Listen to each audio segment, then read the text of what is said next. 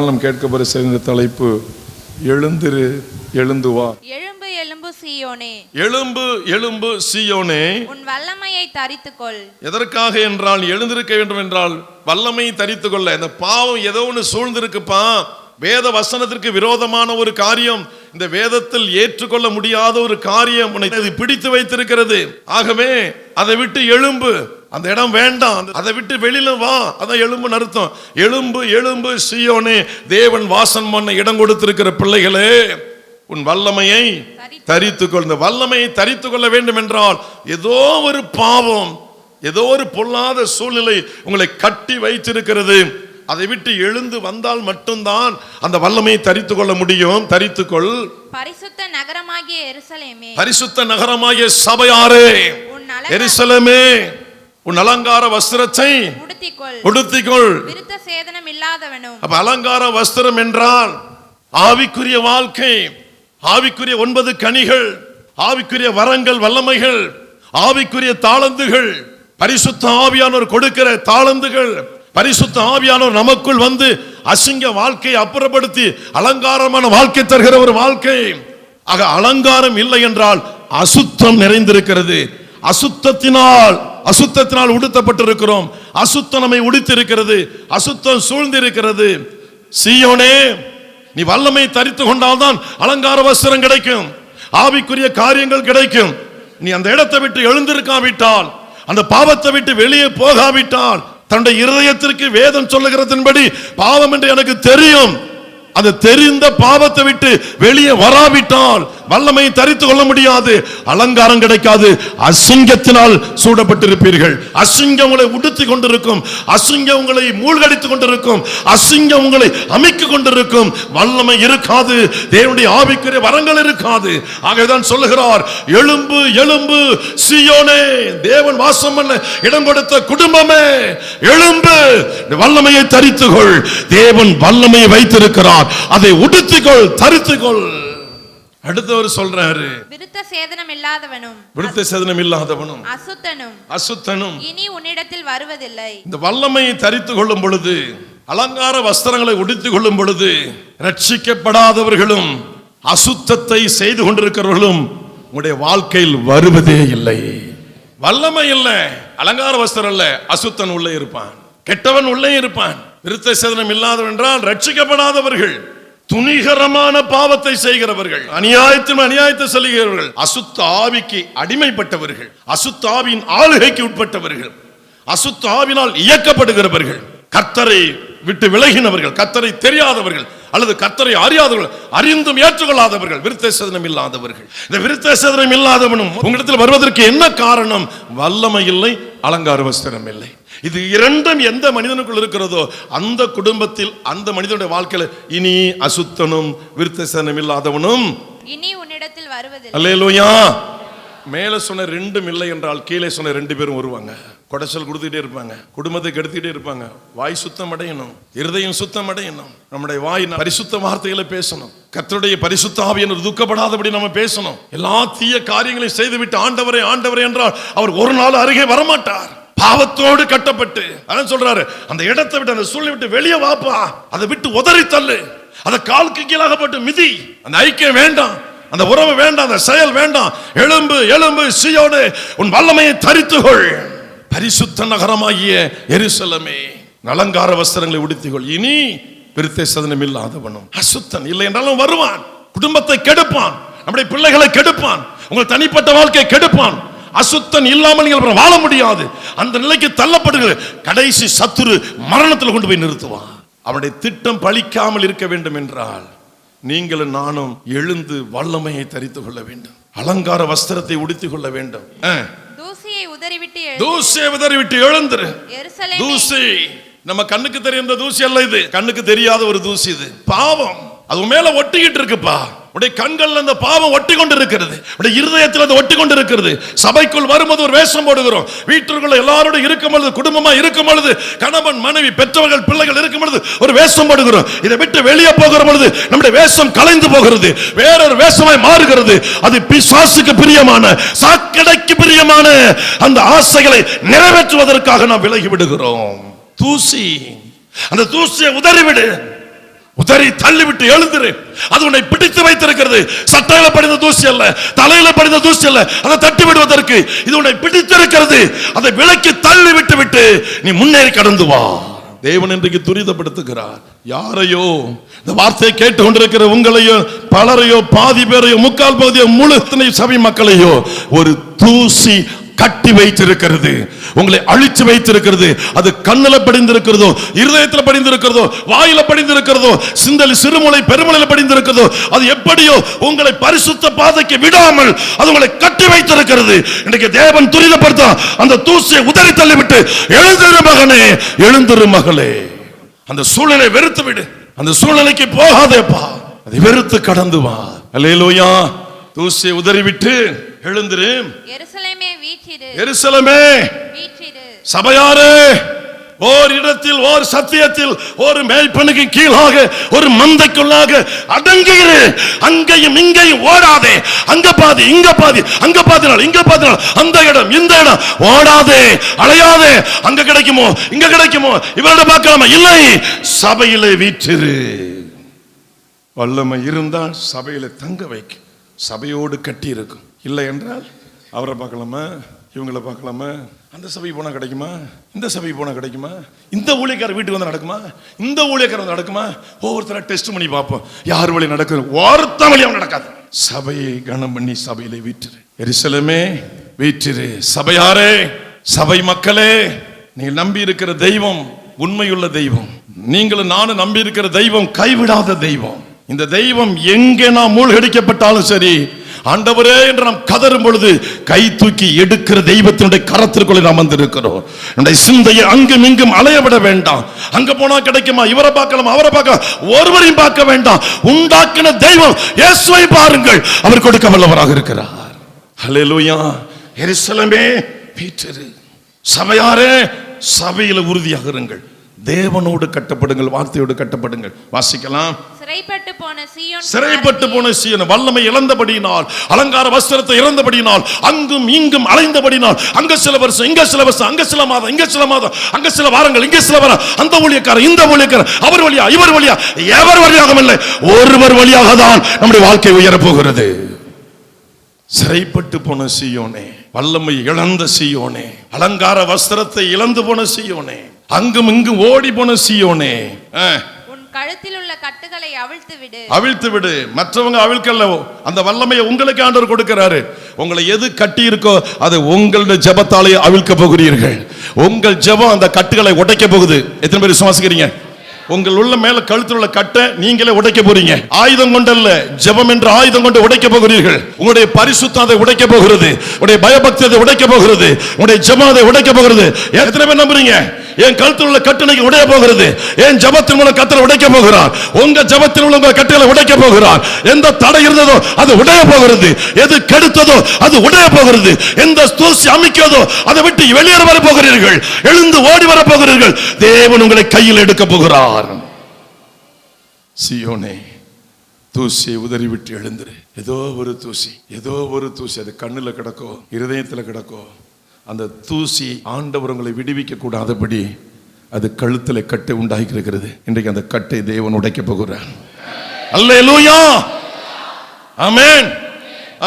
விலையின்றி விற்கப்பட்டீர்கள், பணமின்றி மீட்கப்படுவீர்கள் என்று கர்த்தர் சொல்லுகிறார். அல்லேலூயா, அல்லேலூயா. கிரயம் இல்லாமல் விற்கப்பட்டீர்கள். ஏன் விற்கப்பட்டோம்? தேவனை விட்டு விட்டாரோ? அவர் விடக்கூடிய அளவிற்கு ஒரு மனதை புண்படுத்தி இருக்கிறோம். அவர் வேதனைப்படக்கூடிய அளவிற்கு அவருடைய மனதை நாம் புண்படுத்தி இருக்கிறோம். ஆகவே விற்கப்பட்டோம். ஆனால் பணமின்றி மீட்கப்பட போகிறோம். ஸ்தோத்திரம். இரண்டாவது ஒரு காரியத்தை வாசிக்கலாம். 1 ராஜாக்கள் 17வது அதிகாரம் 3-9. அதெல்லாம் கவனிங்க. கர்த்தருடைய வார்த்தை அவனுக்கு உண்டாயிற்று.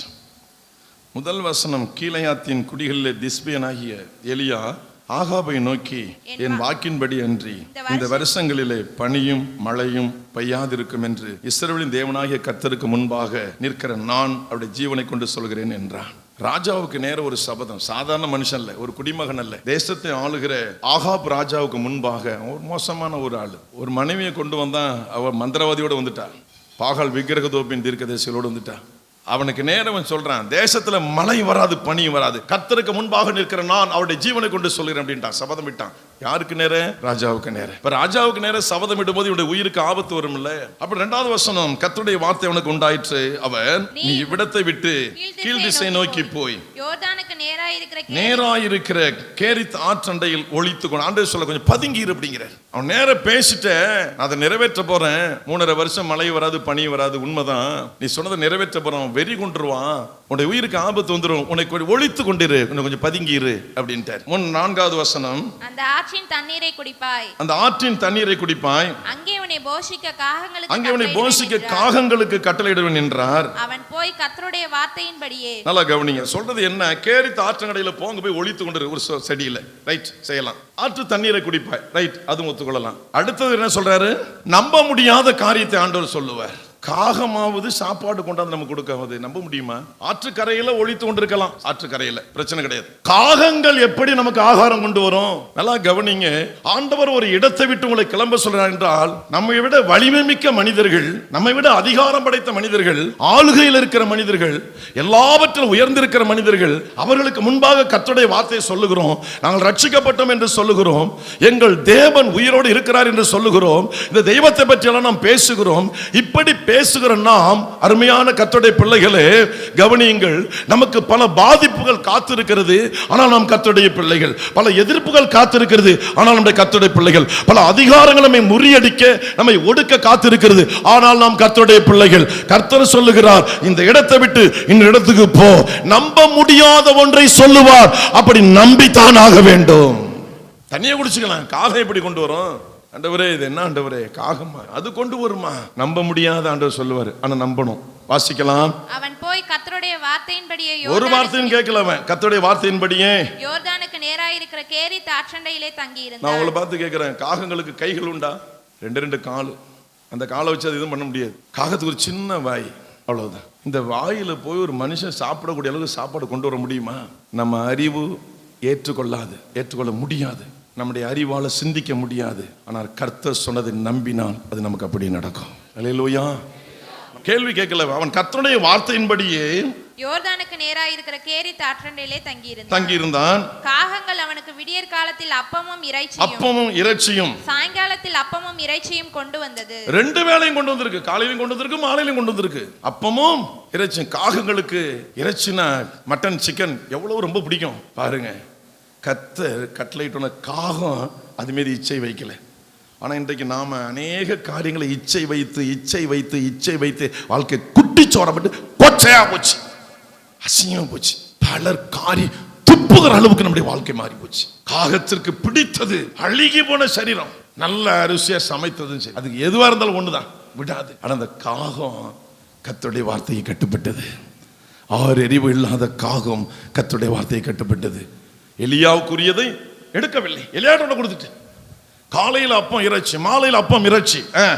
தாகத்திற்கு அந்த ஆற்றின் தண்ணீரை குடித்தான். தேசத்தில் மழை பெய்யாதபடியினால், எலியா சொன்ன வார்த்தையின்படி தேசத்தில் மழை பெய்யாதபடியினால் சில நாளுக்கு பின்பு அந்த ஆறு வற்றி போயிற்று. இப்ப தண்ணி குடிக்க தண்ணி கிடையாது. 3 வருஷம் மழையும் இல்லை, பனியும் இல்லை. அப்பொழுது கர்த்தருடைய வார்த்தை அவனுக்கு 8வது வசனம், அப்பொழுது கர்த்தருடைய வார்த்தை அவனுக்கு உண்டாயிற்று. அவர், நீ எழுந்து சீதோனுக்கு அடுத்த சாரிபாத் ஊருக்கு போய். இங்க ஒரு பெரிய பணக்கார ஒரு அம்மா காட்டல, ஒரு லட்சாதிபதி வீட்டை காட்டல, ஒரு கோடீஸ்வரர் வீட்டை காட்டல, செல்வ செழிப்பு நிறைந்த ஒரு வீட்டை காட்டல, ஆகாரம் நிறைந்த ஒரு வீட்டை காட்டவில்லை. தேவன் காட்டுகிற வீடு ஒரு விதவை. அவன் நிலையை பார்த்தீங்கன்னா, ஒரு பிடி மாவு, கொஞ்சம் எண்ணெய், 2 விறகு பொறுக்க வந்திருக்கிறா. விறகு பொறுக்கி தானும் தன் பிள்ளையை சாப்பிட்டு சாகலாம் என்று நினைத்து ஒரு பிடி மாவு, கையளவு மாவு, கொஞ்சம் எண்ணெய் கலசத்துல, இந்த மகா தரித்திரம் அந்த விதவை வீட்டுல. அங்க ஆண்மகன் இல்லை, பிள்ளை ஒருவன் இருக்கிறான், புருஷன் இல்லை, ஒரு விதவை, அருமையில கிடக்கிற ஒரு விதவை. முன்னால காகங்களுக்கு கட்டளையிட்டார், அவர் காகம் கொடுத்தது.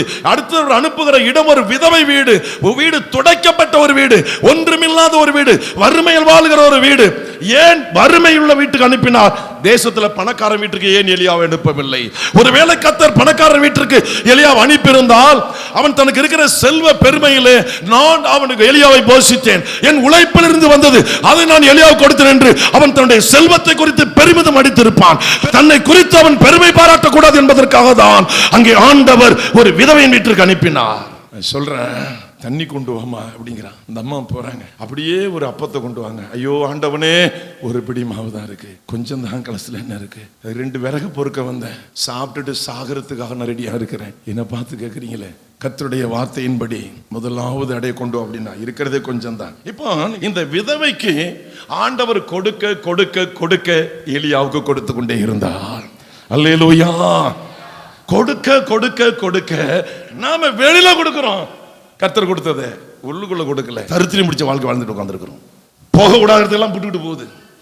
ஆனா இந்த விதவை கவனிங்க, அவளுக்கு என்ன கொடுத்தாரோ ஆண்டவர் அதில் இருந்து எலியாவுக்கு கொடுத்தார். நான் பிரயாசப்பட்டு, நான் உழைச்சேன், நான் சேர்த்து வச்சேன், அதை எலியாவுக்கு கொடுத்தேன். ஒரு நாள் அவளால் சொல்ல முடியாது.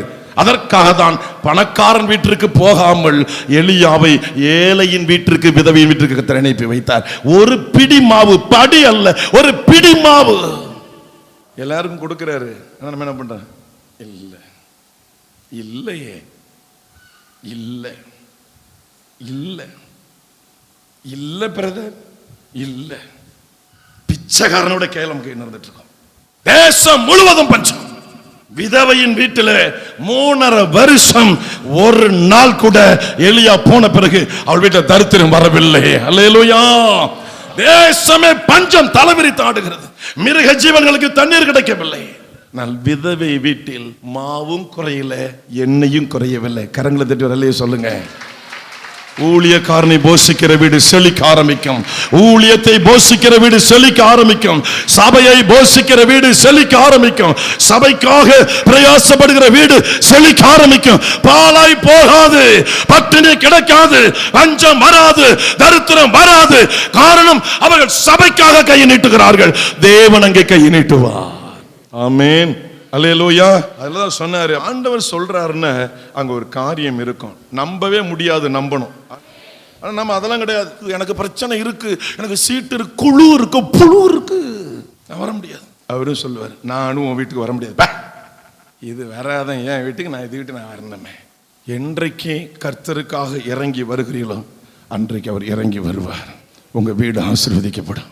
நான் வராதனால இல்லை, அவர் வரணும் உங்க வீட்டுக்கு. அல்லேலூயா.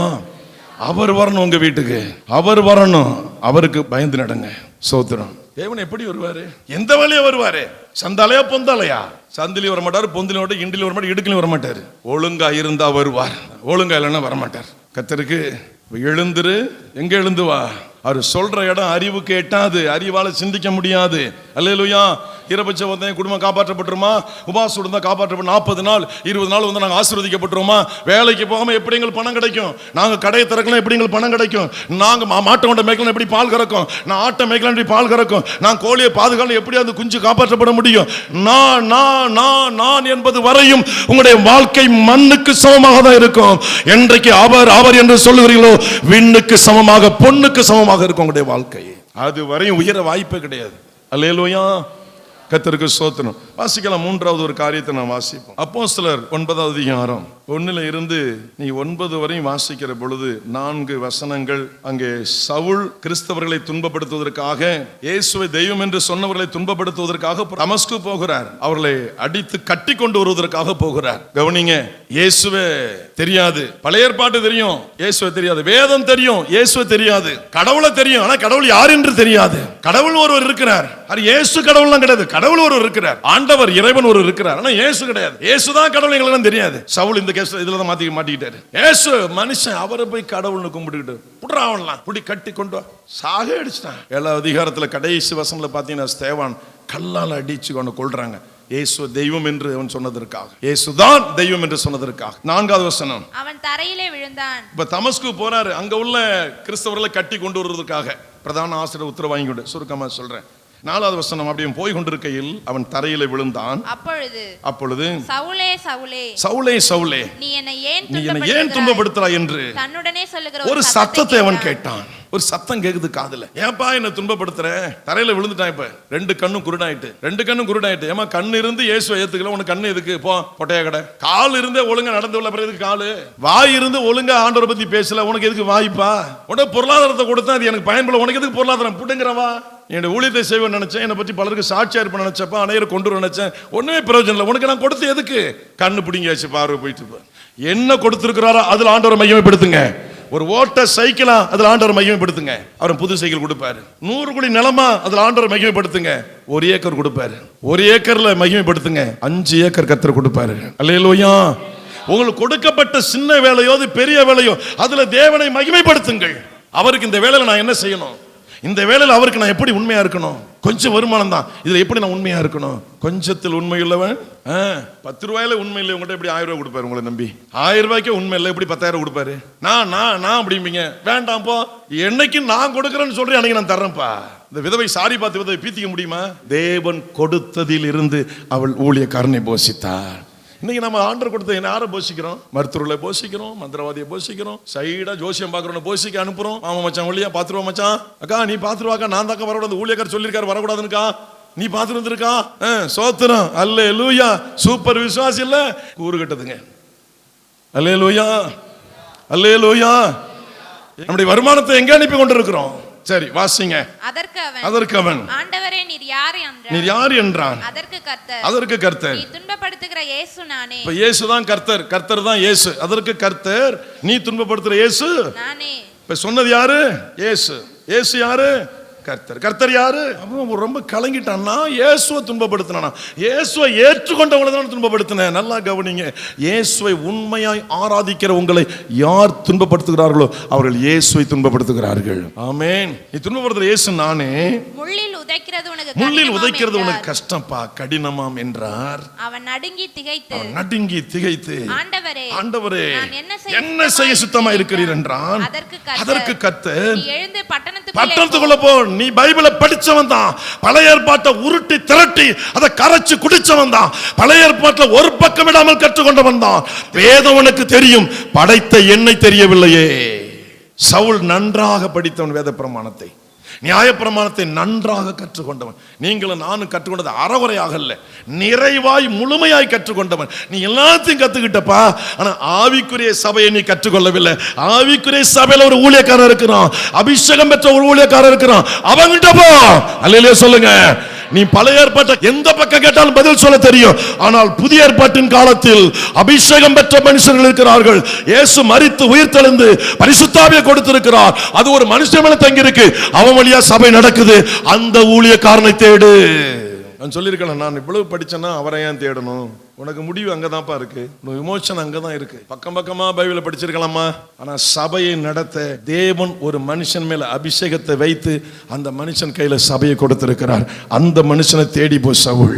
அல்லேலூயா. நீ எழுந்து பட்டணத்துக்குள்ளே போ.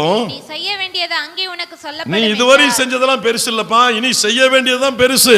அங்க உனக்கு சொல்லுவாங்க போ.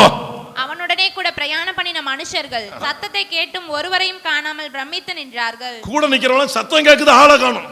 சத்தம் கேக்குது, என்னடா அது சவுலே நம்ம பேசுறாரு, வெளில சத்தம் கேக்குது, ஆனா ஒருத்தரையும் காணுமே நடுங்கி நிக்கிறான். இவெல்லாம் எங்க போனவனுங்க?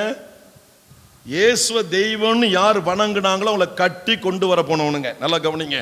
இந்தியாவில் நான் சொல்றேன் தீர்க்க தரிசனமா, இந்த நிமிஷம் வரை இயேசுவை தெய்வம் என்று சொன்ன நபர்களை எத்தனை பேர் உபத்திரப்படுத்தி கொண்டிருக்கிறார்களோ, இன்னும் எத்தனை பேர் துரிதமாய் திட்டம் போட்டு கொண்டிருக்கிறார்களோ, சவுலை தொட்ட கர்த்தர் சீக்கிரம் இந்தியாவில் அதிகாரிகளையும் ராஜாக்களையும் தொட போகிறார். ஆளுகை செய்கிறவர்களை தொட போகிறார். நில பிரபுகளை தொட போகிறார். எந்த அதிகாரத்தில் ஆவிக்குரிய கிறிஸ்தவனை துன்பப்படுத்துகிறார்களோ, இயேசுவை தெய்வம் என்று சொன்ன நபர்களை உபத்திரப்படுத்துகிறார்களோ, கர்த்தர் தொட போகிறார். அந்த நாள் நெருங்கி கொண்டிருக்கிறது. அது உங்க பகுதியா இருந்தாலும் சரி, நான் கூட இருக்கிறவங்க சரி, வட இந்தியாவில் இருந்தாலும் சரி, இந்தியாவில் எந்த மூலை முடுக்கா இருந்தாலும் கர்த்தர் தொட போகிறார். அல்லேலூயா.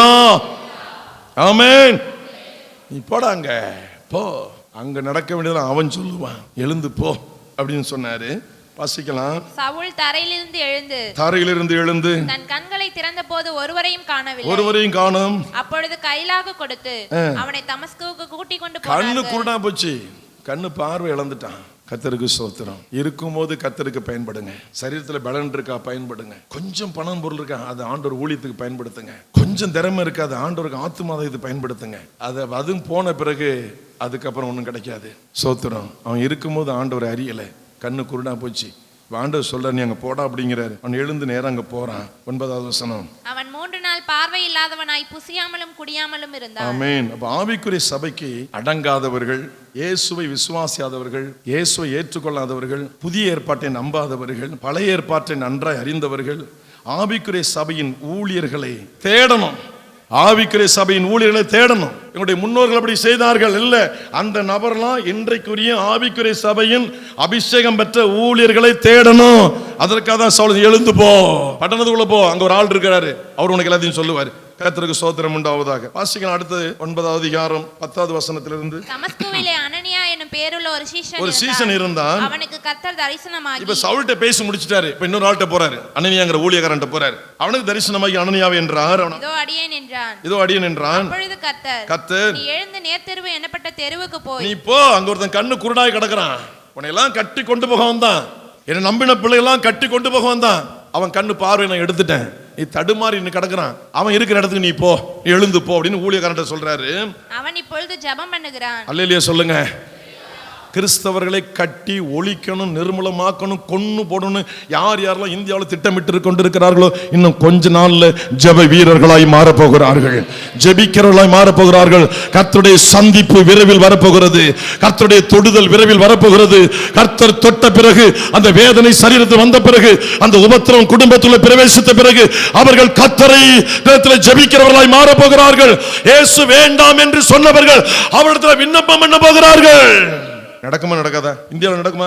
உங்க ஊர்ல நடக்குமா நடக்காதா? உங்க உறவுகள் நடக்குமா நடக்காதா? நடக்க போகுது. இந்தியா முழுவதும் நடக்க போகுது. அல்லேலூயா.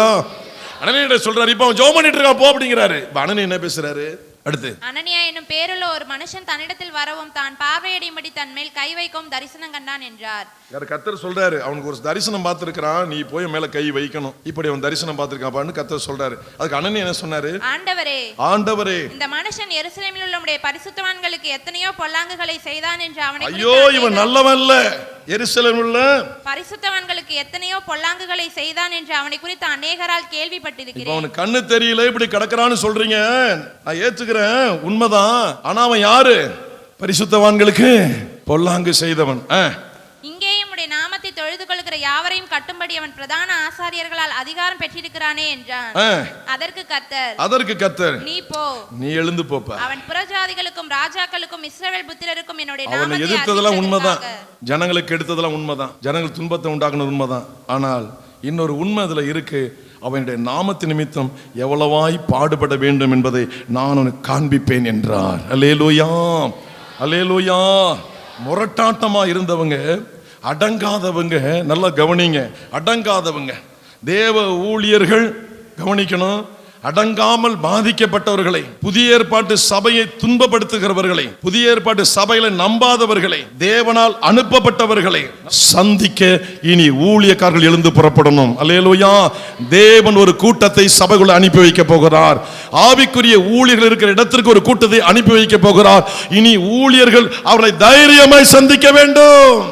இன்னைக்கு சில அரசியல் கட்சிகள், சில சமுதாய கோட்பாடு நிறைந்த இயக்கங்கள் இந்தியாவில் கர்த்தருடைய பிள்ளைகளை உபத்திரப்படுத்தி கொண்டிருக்காங்க. அவங்க பேரை சொன்னாலே பயப்படுறாங்க, ஊழியர்கள் இருந்து விசுவாசிகள் வரை. ஆனா கர்த்தருடைய தீர்க்க தரிசனம் இன்றைக்கு நான் சொல்றேன், நல்லா கவனிங்க. கர்த்தருடைய வார்த்தை, அந்த நபர்களுக்கு நாம் தான் தலையில கை வைத்து ஜெபிக்க போகிறோம். அந்த நபர்களை நாம் தான் ஜெபித்து சுத்தமாக்க போகிறோம். நம்முடைய ஜெபம் தான் அவருடைய கண்களை திறக்க போகிறது. எந்த நபர்கள் உபத்திரத்தை உண்டாக்கினார்களோ அந்த நபருடைய உபத்திரம் நீங்குவதற்கு உங்களை தான் கர்த்தர் பயன்படுத்த போகிறார், நம்மை தான் கர்த்தர் பயன்படுத்த போகிறார். இன்னைக்கு வட இந்தியாவில் நடுங்கி நின்று கொண்டிருக்கிறார்களே கிறிஸ்தவ மக்கள், அவர்கள் தான் ஜெபிக்க போகிறார்கள். அவர்களுடைய ஜெபத்தில் தான் அநேக அடங்காதவர்கள் கர்த்தரிடத்தில் அடங்கி வரப்போகிறார்கள். புதிய ஏற்பாட்டை நம்பாதவர்கள் இயேசுவை நம்பி வரப்போகிறார்கள். இயேசுவை மறுதலித்தவர்கள் இயேசுவை வைராக்கியம் ஏற்றுக்கொள்ள போகிறார்கள். அவர்களுக்காக ஊழியர்கள், ஆவிக்குரிய சபை எழுந்து புறப்பட போகிறது. எழுந்து வா. லட்சம் லட்சமா கொட்டி கிடக்க அழுட்டு போலான்னு எழுந்து வரதப்பா. நிறைய பேர் குருடாய் கிடக்கிறான், அவனை சந்திக்க புறப்பட்டு வா. அல்லேலூயா, அல்லேலூயா. அடுத்த ஒரு காரியத்தை வாசிக்கலாம். அப்போஸ்தலர் 8வது அதிகாரம் 25வது வசனத்திலிருந்து 29வது வசனம் வரை. இவ்விதமாய் அவர்கள் அவர்கள் கர்த்தருடைய வசனத்தை சாட்சியாய் அறிவித்து சொன்ன பின்பு சமாரியருடைய அநேக கிராமங்களில் சுவிசேஷத்தை பிரசங்கித்து எருசலேமுக்கு திரும்பி வந்தார்கள். பின்பு கர்த்தருடைய தூதன் பிலிப்பை நோக்கி நீ எழுந்து தெற்கு முகமாய் யாரோட ஆண்டவர் பேசுவாரு? ஒரு மனுஷன் எவ்வளவு பெரிய ஊழியங்களை செய்தாலும் கர்த்தருடைய வசனத்தை சாட்சியாக அறிவித்து சமாரியருடைய அநேக கிராமங்களில் சுவிசேஷத்தை பிரசங்கித்து அவர்கள் மறுபடியும் திரும்பி வந்த இடம் எருசலேம். எவ்வளவு பெரிய ஊழியத்தை செய்யலாம், ஆனா அவங்க சபையோட கட்டப்பட்டிருக்கும். எருசலேம் என்பது சபை. சபைக்கு திரும்பி வந்தார்கள். எருசலேம் தேவாலயத்துக்கு திரும்பி வந்தார்கள். நான் பெரிய ஊழியக்காரன், சபை வீட்டுக்கு வந்துருமா? நான் பெரிய வல்லமையான காரியத்தை செய்துவேன், அசுத்தாய் ஓடுது, நோய் போகுது, அற்புதம் நடக்குது. சபைக்கு திரும்பி வந்தார்கள். வெளியெல்லாம் சுத்தினாங்க, ஆனா திரும்பி வந்த இடம் சபை. ஒரு சின்ன ஒரு ஐக்கியம் கிடைச்சா சபை விட்டுறோம்ல, ஒரு கொஞ்சம் வருமானம் கூடுதல் கிடைச்சா சபை விட்டுறோம்ல. சபையை கனப்படுத்துறது கத்தோடு பேசுவார். எவ்வளவு பெரிய ஊழியத்தை செய்தாலும் சரி, சபை எருசலேம் திரும்பி வந்தார்கள். பெரிய ஊழியத்தை செய்தவர்கள் எங்க வந்தார்கள்? எருசலேமுக்கு வந்தார்கள். அப்பொழுது கர்த்தர் பேச ஆரம்பித்தார். நீ எழுந்து தெற்கு முகமாய் எருசலேமிலிருந்து காசா பட்டணத்துக்கு போகிற வனாந்திர மார்க்கமாய் தூதன் சொல்வார் என்றான். அதற்கு ஒரு ஊழியருக்கு போப்பா, இந்த பகுதிக்கு போ, வனாந்திர மார்க்கமா போ. அந்தபடி அவன் எழுந்து போனான். அப்பொழுது எத்தியோப்பியருடைய ராஜஸ்திரியாகிய கந்தாகே என்பவளுக்கு மந்திரியும் அவளுடைய பொக்கிஷம் எல்லாவற்றிற்கும் தலைவனுமாய் இருந்த எத்தியோப்பியன் ஒருவன் பணிந்து கொள்ளும்படி எருசலேம் கர்த்தரை ஆராதிக்கும்படி சபைக்கு வருகிறான். எருசலேம் வருகிறான். யாருவன்? ஒரு மந்திரி, பைனான்ஸ் மினிஸ்டர். அவருடைய பொக்கிஷம் எல்லாவற்றிற்கும் தலைவன், பைனான்ஸ் மினிஸ்டர், நிதி அமைச்சர். ஒரு நிதி அமைச்சர் எத்தியோப்பியன் நீக்ரோ. இன்னைக்கு நீக்ரோ மக்கள் ஏன் லட்சக்கணக்கில் ரட்சிக்கப்படுறாங்க, கூட்டமா ரட்சிக்கப்படுறாங்க. இந்த எத்தியோப்பியன் எருசலேமுக்கு வந்த ஒரு மந்திரி கர்த்தரை பணிந்து கொள்ள வந்தான். நம்மால் ஒரு கிளை செயலாளர், ஒரு ஊர் நாட்டாம. இது பாத்தீங்கன்னா அடேங்க அப்பா, என்ன அக்க போறீங்க? இந்த வெள்ளை வேட்டி, அந்த வெள்ளை சட்டை வச்சு அந்த கட்சிக்காரன் தலைவன், அது எந்த தலைவன் அந்த கட்சி போட்டோ வச்சு ஒரு கிளை செயலாளர். இதுல கவுன்சிலர் இருந்து ஒரு வார்டு கவுன்சிலர். அப்பா, இது ஒன்றிய செயலாளர்னா நாடு தாங்குமா? மாவட்ட குழு தாங்குமா? சபை நான் பின்னாடி போன துண்டு எங்க இருக்கிறீங்க நீங்க?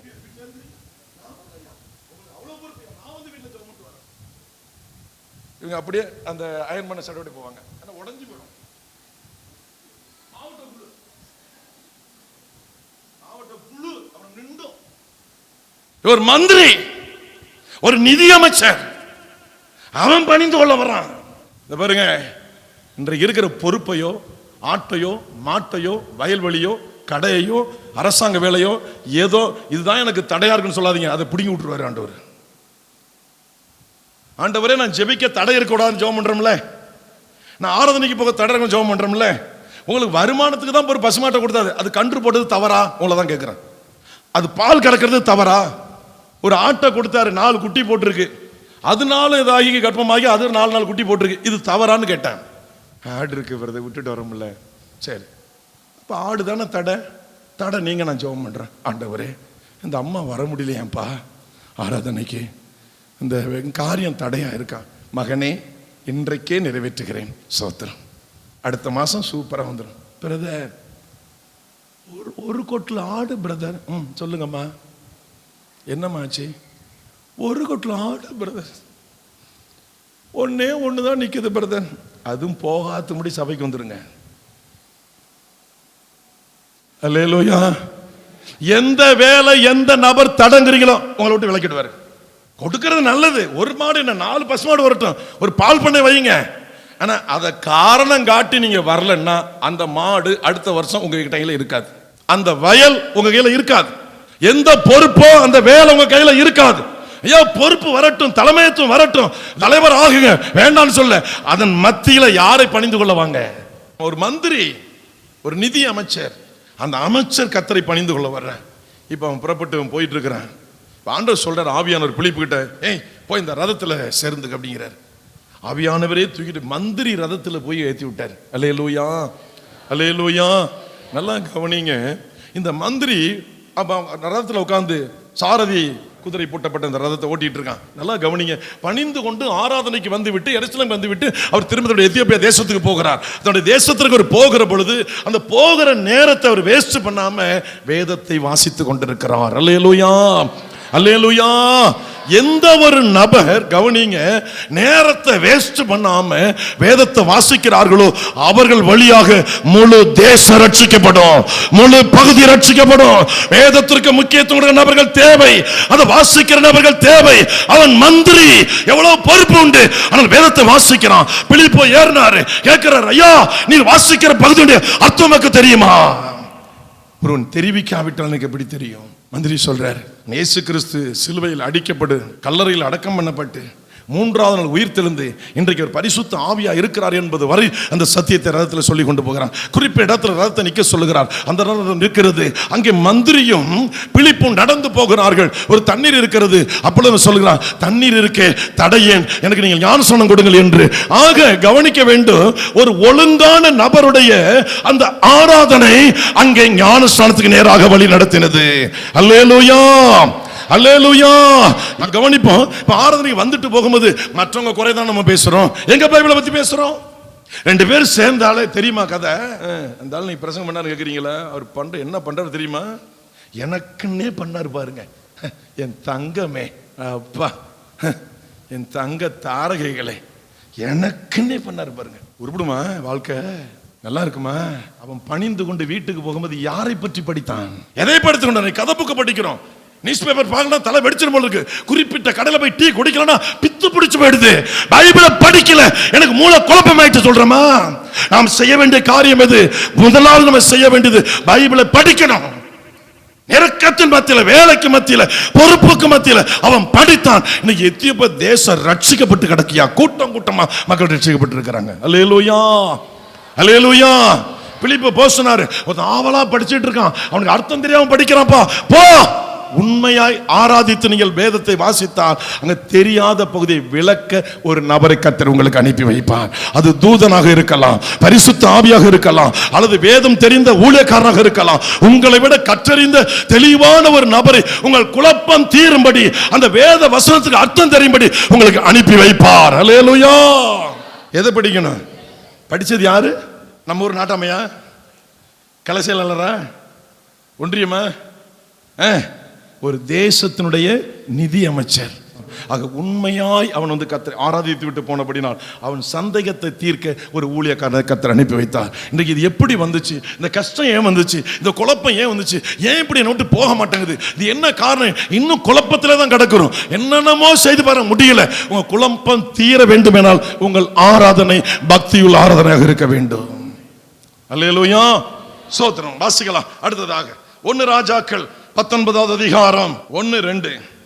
எலியா செய்த எல்லாவற்றையும், அவன் தீர்க்கதரிசிகள் எல்லாரையும் பட்டயத்தாலே கொன்று போட்ட செய்தி அனைத்தையும் ஆகாப் ஏசபேலுக்கு அறிவித்தான். 850 பேரை போட்டு தள்ளிட்டாரு எலியா. கேரி தாற்றங்கரை கொண்டு போய் போட்டு தள்ளிட்டாரு. ஏசபேலுடைய தாதிமார்கள், தாதி ஆட்கள் எல்லாம் மந்திரவாதி.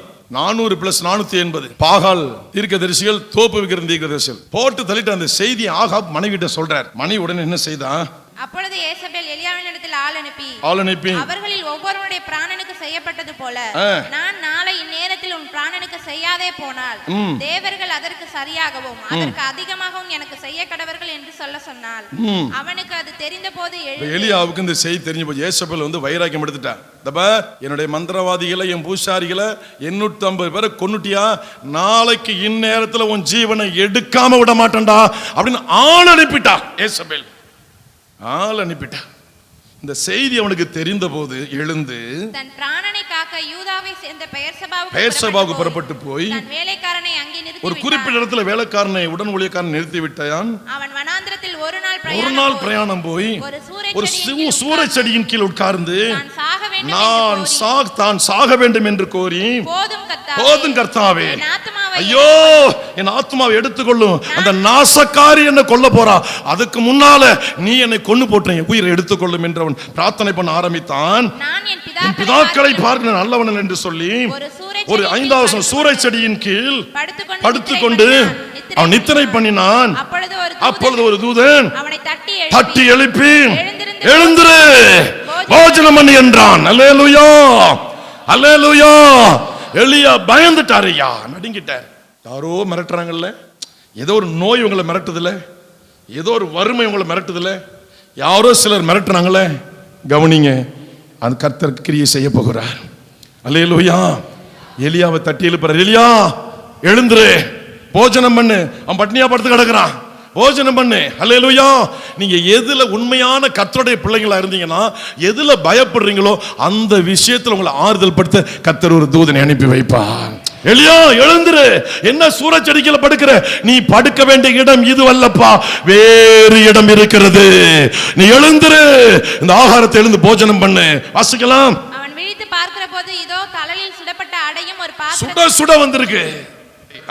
அவன் தலைமாட்டில் இருந்தது. தலைமாட்டில் இருந்தது. அப்பொழுது அவன் புசித்து குடித்து திரும்ப படுத்துக் கொண்டான். திரும்ப படுத்துட்டான். கர்த்தருடைய தூதன் திரும்ப இரண்டாம் தரமும் தட்டி எழுப்புறார். எழுந்துரு எலியாவே, போஜனம் பண்ணு.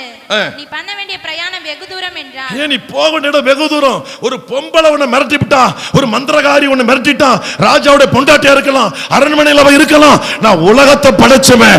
உன் வேலை இதோட முடியல, ஊழியம் இதோட முடியல, உன் வாழ்க்கை இதோட முடிய போறதில்ல, உன் பிராணம் முடிய போறதில்ல. தொடர போகிறது உன் வாழ்க்கை, ஊழியம் தொடர போகிறது, ஜீவன் தொடர போகிறது, ஆசீர்வாதங்கள் தொடர போகிறது. உன்னை கொண்டு பெரிய காரியங்களை செய்ய போகிறேன், உன்னை கொண்டு பெரிய வேலைகளை செய்ய போறோம். தேசம் உனக்காக காத்திருக்கு. ஒரு பொம்பளைக்கு பயந்துகிட்டு சூரச்செடிக்கு வந்துட்டு உன் ஊழியம் முடிவடைய போவதில்லை, தொடர போகிறது எலியா. உன் வாழ்க்கை முடிவடைய போகிறதில்லை, தொடர போகிறது எலியா. உன் ஜீவன் போக போவதில்லை, தொடர போகிறது எலியா. நீ மனிதர்கள் சாகர பிரகாரம் சாக வேண்டிய அல்ல, நானே உன்னை எடுத்துக்கொள்ள போகிறேன். எழுந்துரு, நீ பண்ண வேண்டிய பிரயாணம் வெகு தூரம். சோர்ந்து போயிட்டீங்களா? முடிவு வரப்போன்னு நினைக்கிறீங்களா? இல்லை, உங்க வாழ்க்கை கர்த்தர் தொடர வைக்க போகிறார். உங்க ஜீவன் தொடர போகிறது. உங்களுடைய அற்புத அடையாளங்கள் உங்களை கொண்டு செய்ய வேண்டியது தொடர போகிறது. பெரிய வேலை தேசத்துல உங்களுக்காக காத்திருக்கிறது. உங்க வழியா பெரிய வேலை நடக்க. தம்பி, தங்கச்சி, என் அருமை தாய் தகப்பனே, என் அருமை மூத்தவர்களே, உங்களை கொண்டு செய்ய வேண்டிய வேலை பெரிய வேலை. எத்தனை பேர் ஏற்றுக்கொள்றீங்க? கரங்களை தட்டி ஆமென் சொல்லுங்க, அல்லேலூயா சொல்லுங்க. உங்களை கொண்டு பெரிய வேலை நடக்க போகிறது. பெரிய வேலை, பெரிய வேலை, பெரிய வேலை, பெரிய வேலை, பெரிய அற்புதம், பெரிய அதிசயம் தேசம் உங்களுக்காக காத்து கொண்டிருக்கிறது. எலியா, உன் ஜீவன் முடிய போகிறதில்லை எலியா. உன் ஊழியம் முடிவடைய போறதில்லை.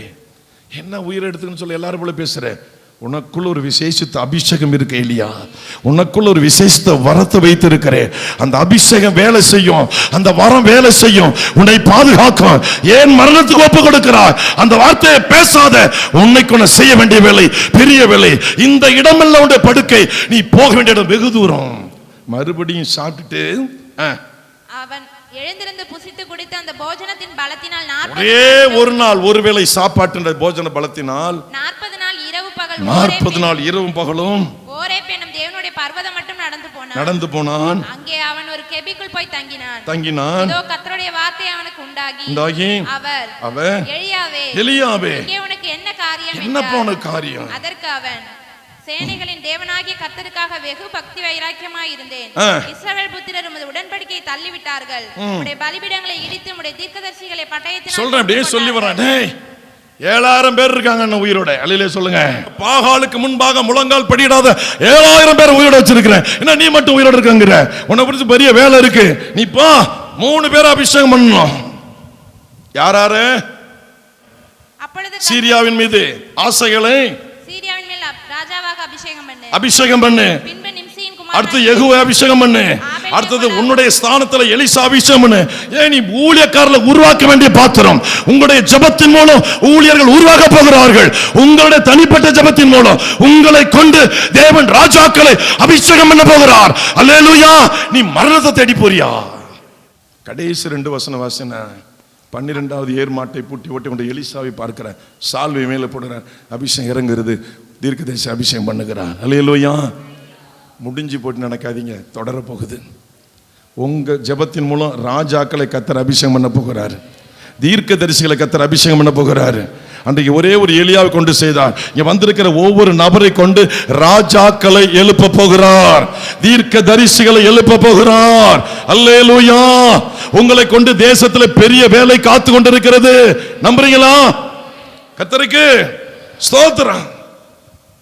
கடைசி வசனம் வாசிங்க. அப்போஸ்தலர் முடிய வேண்டாமா? அப்போஸ்தலர் 12வது அதிகாரம் 5வது வசனம் 7வது வசனம். பேதுரு தூக்கி சிறையில போட்டாங்க. சிறையில கிடக்கிறாரு. சபையார் அவனுக்கு ஊக்கமா ஜெபம் பண்ணிட்டு இருக்கிறாங்க. கவனிங்க, அவங்க கஷ்டம் நீங்க யார் யாரெல்லாம் ஒருத்தருக்கா ஒருத்தர் ஜெபம் பண்ணிட்டு இருக்கிறீங்களோ, சபையாருக்கா ஜெபம் பண்ணிட்டு இருக்கீங்களோ, கஷ்டப்படுற மக்களுக்கு உங்களுக்கு தெரிஞ்சவங்களா ஜெபம் பண்ணிட்டு இருக்கிறீங்களோ, இல்லை ஒட்டுமொத்த சபை நல்லா இருக்கணும் பாரத்தோட ஊக்கமாக ஜெபம் பண்ணுறீங்களோ, உங்கள் ஊக்கமான ஜெபத்துக்கு ஒரு பெரிய கட்டு அவிழ்க்கப்பட போகிறது. கட்டுகள் அவிழ்க்கப்பட போகிறது. பேதுரு தூக்கி சிறையில் போட்டாச்சு. சபையோட ஊக்கமான ஜெபம். 7வது வசனம்.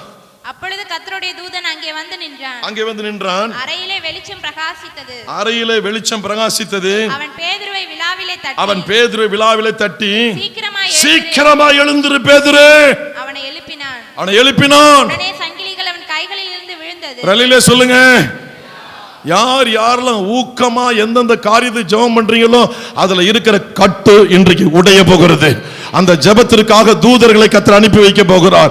எந்த குடும்பத்துக்கு ஜெபம் பண்றீங்களோ, எந்த தனிப்பட்ட நபருக்கு ஜெபம் பண்றீங்களோ, அல்லது உங்களுக்காக ஜெபம் பண்றீங்களோ, அந்த ஊக்கமான ஜெபம் அந்த கட்டிருக்கிற கட்டுகளை அருந்து வில பண்ண போகிறது.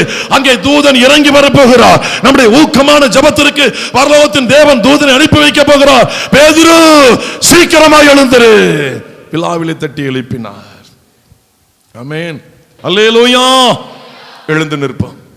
எல்லாரும் எழுந்து நிற்போம். ஒப்பு கொடுப்போம். நான் எங்கே எழுந்து போகணும், எதை விட்டு எழுந்து போக வேண்டும்? ஆண்டவருடைய திட்டம் என் மீது என்ன இருக்கிறது? அவர் என் மீது வைத்த நோக்கம் என்ன? ஆண்டவர் என் மீது வைத்த திட்டம் என்ன? நான் இப்பொழுது சோர்ந்து போய் கிடக்கிறேன், பலவீனப்பட்டு கிடக்கிறேன், வறுமையில கிடக்கிறேன், பாவத்தில் கட்டி கிடக்கிறேன், என்னால் எழும்ப முடியல. அல்லேலூயா. சிறைப்பட்டு போன சீயோனே, கழுத்தில் உள்ள கட்டுகள் அவிழ்க்கப்படும். அல்லேலூயா. வல்லமையை தரித்துக்கொள். எருசலேமே அலங்கார வஸ்திரத்தை உடுத்திக்கொள். எருசலேமே வீற்றிரு. சிறைப்பட்டு போன சீயோன் குமாரத்தியே, கழுத்தில் உள்ள கட்டுகள் இன்றைக்கு அறுக்கப்பட போகிறது. தூசியை உதறிவிட்டு எழுந்திருங்கள். தூசியை உதறிவிட்டு எழுந்திருங்கள். ஏதோ ஒரு தூசி உங்க வாழ்க்கை கெடுத்து கட்டி வைத்திருக்கிறது. அதை தட்டிவிட்டு எழுந்திருங்கள். தூசியை உதறிவிட்டு எழுந்திருங்கள். ஏதோ ஒரு சின்ன பாவமோ பெரிய பாவமோ உங்களை அடிமைப்படுத்தி வைத்திருக்கிறது, அல்லது கோபமோ உங்களை அடிமைப்படுத்தி வைத்திருக்கிறது. அந்த தூசியை உதறிவிட்டு, அந்த தூசியை தட்டிவிட்டு எழுந்திருங்கள் சகோதரர்களே, எழுந்திருங்கள் சகோதரிகளே.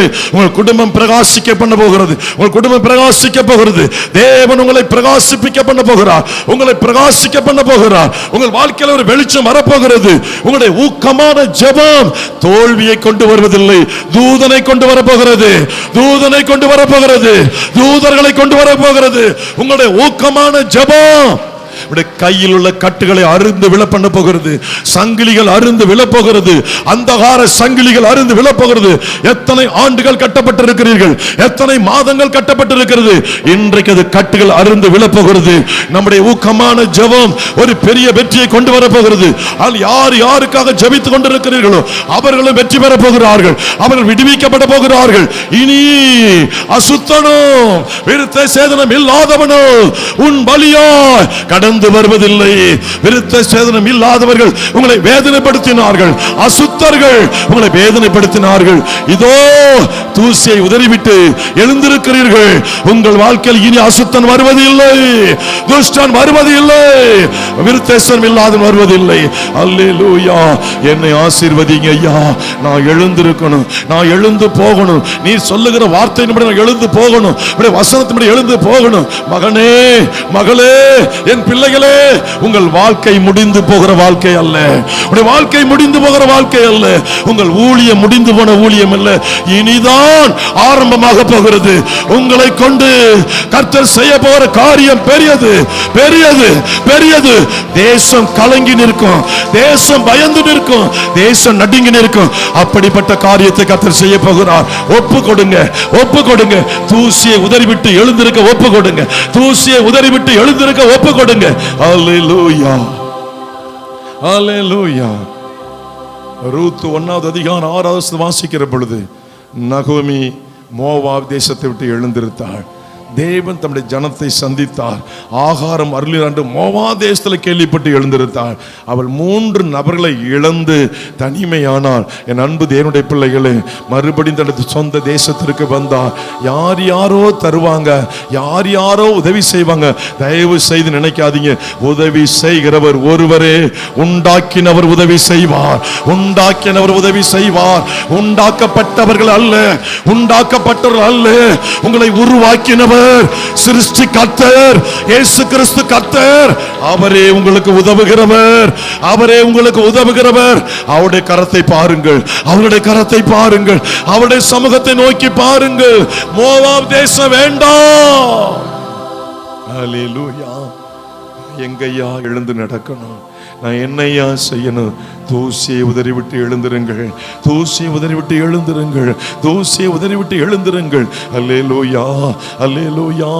இயேசுவை ஏற்றுக்கொள்ளாதவர்கள், இயேசுவுக்கு அடங்காதவர்களை இந்த நாளிலே ஆவிக்குரிய சபையை தேடி ஓடி வரப்போகிறார்கள். நம்முடைய ஜெபம், சபையாருடைய ஜெபம் அடங்காதவர்களை அடக்கி போட போகிறது, அடக்கி போட போகிறது. அல்லேலூயா, அல்லேலூயா. சோதரம் வசனத்தை விசுவாசி. காகங்கள் எப்படி போஷிக்கும் சிந்திக்காதீங்க, கேள்வி கேட்காதீங்க. காகங்கள் போஷிக்குமா? காலையில் அப்பமும் இறைச்சி, மாலையில் அப்பமும் இறைச்சி. அது மட்டுமல்ல, ஒரு பெண்ணுக்காக, ஒரு பொம்பளைக்காக பயந்து நடுங்கி போனவன், மந்திரவாதிகளை கொண்டு வந்தவன், அவளுடைய சத்தத்துக்கு நடுங்கி போனவன். ஹல்லேலூயா.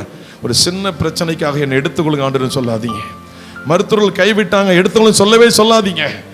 கர்த்தருக்கு எடுக்கிற நேரம் வரும், அப்பொழுது எடுத்துக்கொள்ளுவார். நீங்க அவருக்கு நேரத்தை கொடுக்காதீங்க. அவருக்கு நேரம் தெரியும், எந்த நேரத்தில் எதை எடுக்கணும் அவருக்கு தெரியும். நீங்க வாய் திமிரா சொல்லாதீங்க, வாய் கொளறி ஒளறிடாதீங்க. ஆண்டவரே என்னை காப்பாற்றணும் சொல்லுங்க, என்னை காப்பாற்றணும் சொல்லுங்க.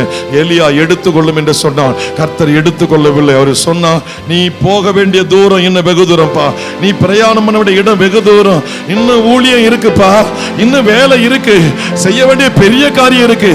நிறைய பேருடைய அபிஷேகத்தில், உடைய ஜபத்தில் அபிஷேகம் பண்ணப்பட போறாங்க. ராஜாக்கள் எழும்ப போகிறாங்க, ஊழியர்கள் எழும்ப போகிறாங்க, தீர்க்கதரிசிகள் எழும்ப போகிறாங்க.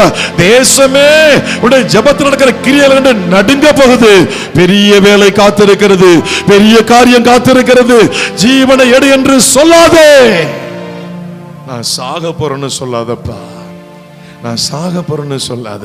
அது எனக்கு பிடிக்காத வார்த்தை. நான் வாழணும்னு சொல்லு, நான் வாழணும்னு சொல்லுப்பா, நான் வாழணும்னு சொல்லு மகளே, நான் வாழணும். எங்க அப்பாவால என்ன வாழ வைக்க முடியும், எங்க அப்பாவால என்ன குணமாக்க முடியும், அப்படி சொல்லு மகளே. என் நாமத்தை மகிமைப்படுத்து. நீதி உண்டாக இருதயத்தில் விசுவாசிக்கப்படும், ரட்சிப்பு உண்டாக வாயினாலே அறிக்கை பண்ணப்படும், மரணமும் ஜீவனும் நாவின் அதிகாரத்தில் பெறப்படும். நல்ல வார்த்தையை சொல்லுங்க, நல்ல வார்த்தையை சொல்லுங்க. இனிதான் உங்க ஊழியம் ஆரம்பமாக போகுது. உங்களை கொண்டு அநேகரை கர்த்தர் கொண்டு வர போகிறார், பெரிய அற்புதம் செய்ய போகிறார். கட்டப்பட்டு கிடக்கிறீர்களோ, நீங்கள் இருக்கிற இடத்துல தேவதூதன் இறங்கி வரப்போகிறார், விழாவில தட்டி எழுப்ப போகிறார். உங்களை கட்டி இருக்கிற சங்கிலிகள் அருந்து விழப்போகுது, இயேசுவின் நாமத்தில் அருந்து விழப்போகுது. பாவ சங்கிலி அருந்து விழப்போகுது, விக்கிரக ஆவியின் சங்கிலி அருந்து விழப்போகுது, மந்திரவாத ஆவியின் சங்கிலி அருந்து விழப்போகுது, நோயின் சங்கிலி அருந்து விழப்போகுது, தரித்திரத்தின் சங்கிலி அருந்து விழப்போகுது. அல்லேலூயா. உங்களை எந்த போராட்டம் கட்டி இருக்கும் அந்த போராட்டம் அருந்து விழப்போகிறது, இயேசுவின் நாமத்தில் அருந்து விழப்போகிறது. விசுவாசிக்கிறீங்களா? விசுவாசிக்கிறீங்களா? உங்க பிள்ளைகளை எது கட்டி இருக்கும் அந்த கட்டுகள் அருந்து விழப்போகிறது. இன்றையிலிருந்து எழுப்பி பிரகாசிக்க போறீங்க. ஒரு வெளிச்சம் உங்க இடத்துல வரப்போகிறது, அது கர்த்தருடைய வெளிச்சம், அது உங்கள் மேல் பிரகாசிக்க போகிறது. இருக்கிற அந்த அறையில பிரகாசிக்க போகுது, இருக்கிற வீட்டுகளை பிரகாசிக்க போகுது.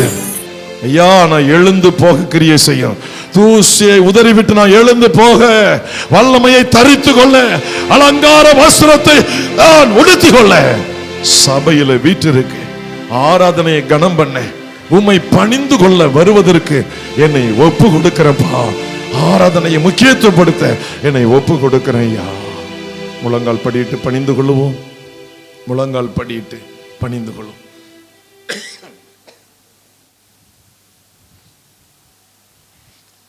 கர்த்தர் நம்முடைய பணிந்து கொள்ளுதலை, நம்முடைய தொழுகை ஆண்டவர் அங்கீகரித்தார்.